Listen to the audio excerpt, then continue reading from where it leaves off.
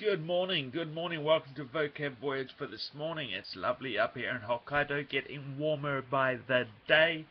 Spring is a-coming, but I think it will turn cold again before spring actually comes. Today we are going to talk about Malaysian Airlines. March 8th last year, almost 1 year ago, crazy. March 8th last year, Malaysian Airlines Flight 370 took off from Malaysia, flying to Beijing, and it disappeared. We all know the story. It disappeared, and it's never been found. The search for it appears to be reaching a dead end. They've been looking and finding nothing. A group called the independent group believe they may have come up with a solution about the comms. Well, we all remember the comms. All the communications disappeared. Gone. Nothing. The only thing. So for 1 hour, all the communications disappeared. All the comms were down. Then after about 50 minutes of all comms being down, the satellite communications came on. Now the satellite communications, or SATCOMs, they are used to send text messages and cell phone calls. That's pretty much all. And it seems they also help carry out the handshake that shows that talks to Inmarsat, if you remember the story.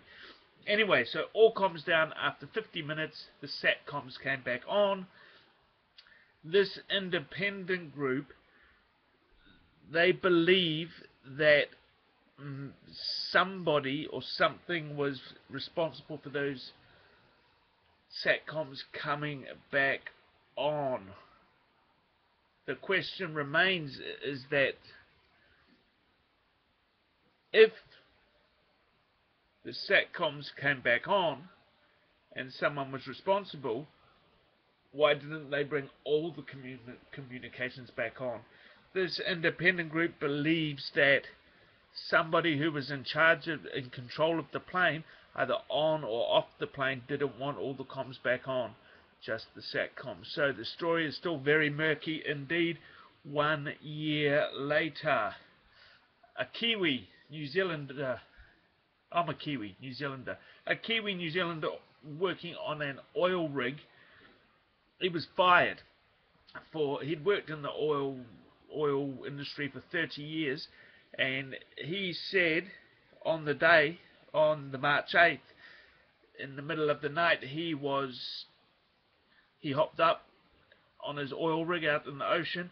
He went up on the top for a smoke, and he saw what he is sure was MH370 in a ball of flame crashing into the sea. He emailed the Vietnamese and Malaysian authorities, and he got fired. I don't know why he got fired, but he got fired. He still thinks they're searching in the wrong place. He's still adamant that what he saw was MH370.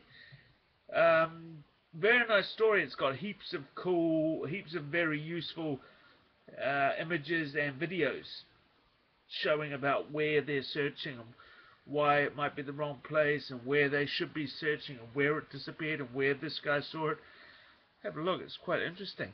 The last story, very quickly, MH17, tragically shot down by the separatists in Ukraine, funded by Vladimir Putin.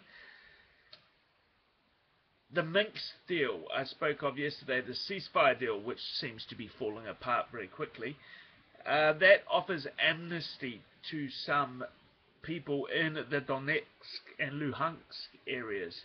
You've done something wrong during the war, you take the peace, we'll forget about it. That doesn't apply to the people who shot down MH17. They will still be punished if they are caught. Thank you very much. Transcript up tomorrow. Have a good day.